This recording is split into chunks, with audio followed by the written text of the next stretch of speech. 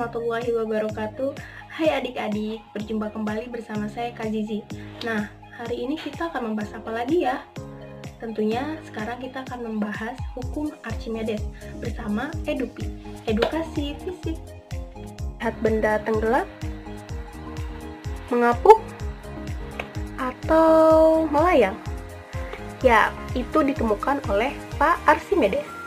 Menurut Archimedes, ketika sebuah benda masuk ke dalam sebuah fluida, maka benda tersebut akan mengalami gaya ke atas, yang besarnya sama dengan berat fluida yang dipindahkan oleh benda tersebut. Dari hukum tersebut, maka Archimedes menemukan persamaan seperti berikut. Hukum Archimedes ini dipakai.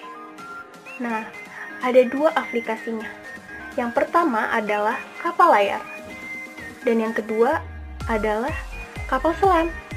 Kira-kira bagaimana ya kapal berat ini bisa terapung dan kapal selam bisa menyelam dan terapung? Yuk kita perhatikan penjelasan berikut ini. Waktu kecil kita pasti main di pinggir kolam terus iseng lempar batu ke dalam air. Waktu batunya tenggelam, kita pun bertanya-tanya, kenapa bisa begitu? Kita makin berpikir, mungkin karena batu itu berat. Tapi terus kita lihat kapal yang jauh lebih besar dan jauh lebih berat, mereka bisa tetap mengapung dan tidak tenggelam. Lalu kita penasaran kenapa itu bisa terjadi. Jawabannya ternyata bukan semata karena berat, melainkan karena adanya semacam kekuatan yang dinamakan gaya angkat dan tingkat kepadatan benda itu sendiri.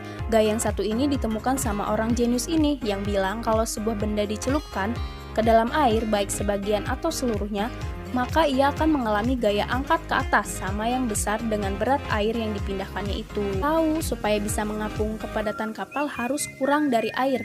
Itulah mengapa kapal punya resep rahasia, yaitu sebuah bagian yang berisi rongga-rongga udara.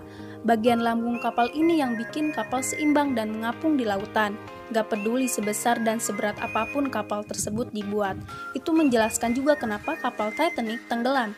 Karena lambung kapalnya bocor, menabrak gunung es, dan akhirnya penuh sama air, sehingga kapalnya tenggelam.